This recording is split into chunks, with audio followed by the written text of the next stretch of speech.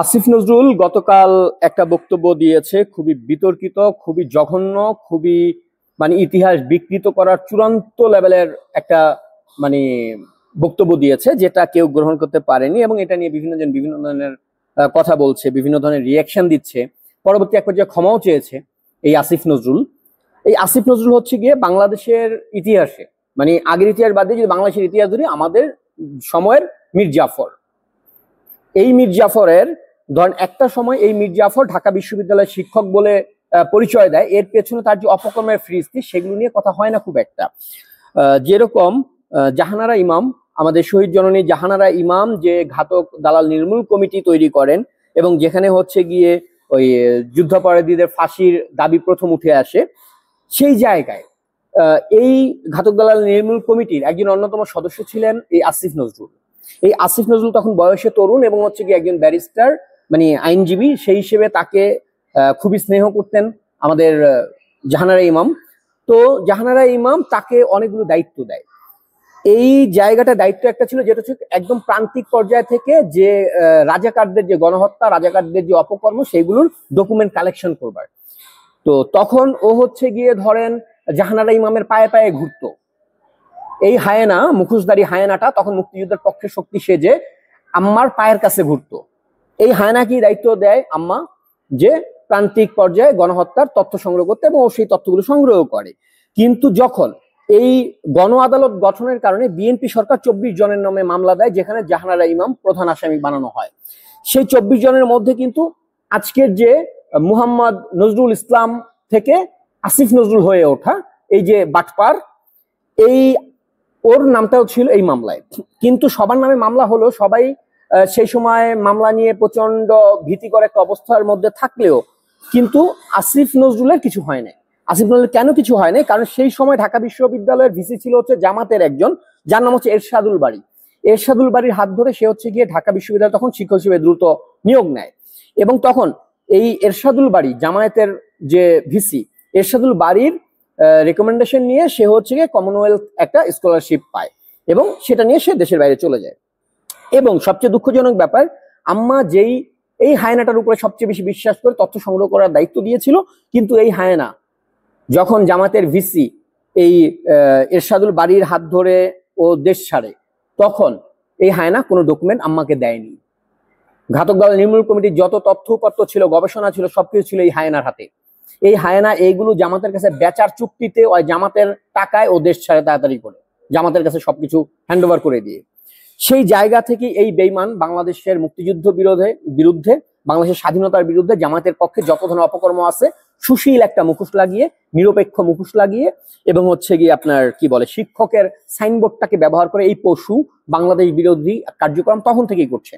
এবং তারপরে আপনারা একটু খুঁজলেই পাবেন, কালের কণ্ঠ পত্রিকায় পেয়ে যাবেন 27শে অগস্ট 2010 সালে। তখন হচ্ছে গিয়ে জামাত মহানগরের আমির ছিল রফিকুল ইসলাম।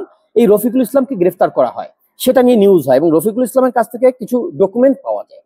সেই ডকুমেন্টের মধ্যে একটা ছিল যে সেই সময় যুদ্ধাপরাধীদের বিচার বানচাল করার জন্য জামাত কোন কোন লোককে নিয়োগ দেবে, টকশোতে কথা বলার জন্য, যাদের সরাসরি জামাতের ট্যাগ নাই, এইরকম কাকে কাকে হায়ার করবে। এবং তারা কয়েকজনকে হায়ার করে যারা টকশোতে গিয়ে জামাতের পক্ষে, যুদ্ধাপরাধীদের পক্ষে কথা বলবে।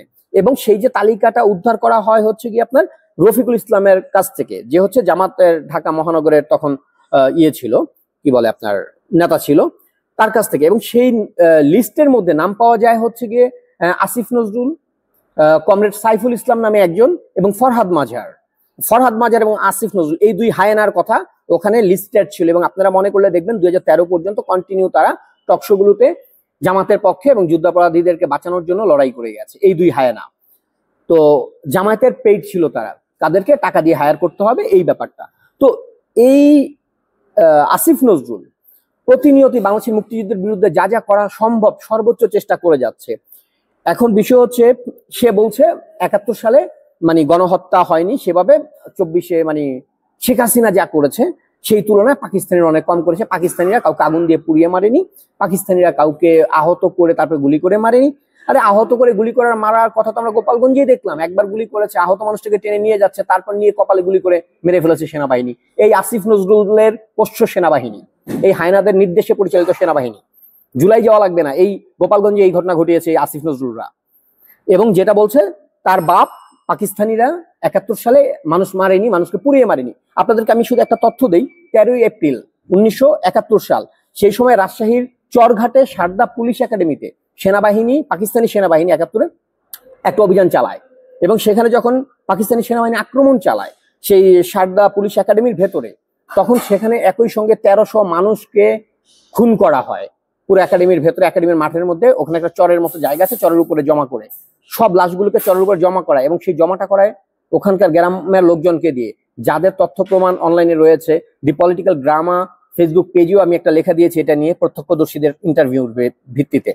তো সেখানে সারদা পুলিশ একাডেমির ভিতরে 1300 মানুষকে একসঙ্গে করে পরে পেট্রোল দিয়ে আগুন জ্বালিয়ে দিয়েছিল লাশগুলোকে, 1300। এই আসিফ নজরুল ওর বাপকে বাঁচাতে চায়, এই হায়েনার বাচ্চা 71-কে অস্বীকার করে 24-কে ইয়ে করতে চায়। 24 ওর বাপেদের বিজয়ের আনন্দ, 24 ওর বাপেদের বিজয়ের গল্প, 71 ওর বাপেদের পরাজয়ের গল্প।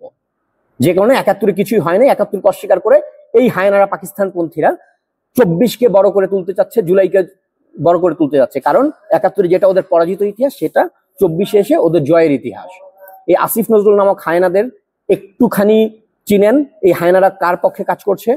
এবং সবশেষ আমি হুমায়ুন আহমেদের আত্মার মাগফিরাত কামনা করছি, হ্যাঁ, যে এই ভদ্রলোক জীবনে একটা যদি ভালো কাজ করে থাকে সেটা গুলতেকিনের মতো পাকিস্তানপন্থী একটা হায়েনারকে ডিভোর্স দিয়ে দেওয়া, ওকে কপালে লাথি মেরে ঘর ছাড়া করা, ওকে ছেড়ে আসা হুমায়ুন আহমেদের জীবনের সবচাইতে বড় শিল্পকর্ম। তার সারা জীবনে যদি সাহিত্যের উল্লেখযোগ্য কিছু বলি সেটা হচ্ছে গুলতেকিনকে ডিভোর্স দেওয়া। এই মহিলা তার 3টা সন্তান 3টাকে বানিয়েছে পাকিস্তানি হায়েনা। শিলা এর মধ্যে অন্যতম একটা পাকিস্তানি হায়েনা, যে হচ্ছে আসিফ নজরুলকে চুষত তার এখন একটু ঘৃণা লাগে না, অথচ তার বাপ সারা জীবন মুক্তিযুদ্ধের পক্ষে কথা বলে গেছে, তার দাদা 71-এ শহীদ হয়েছে। এই পাকিস্তানি হায়েনাদের ওর মা সহকারে লাথি মেরে বের করা হুমায়ুন আহমেদের সবচেয়ে বড় শিল্পকর্ম ছিল। স্যালুট হুমায়ুন আহমেদ। ধন্যবাদ সবাইকে।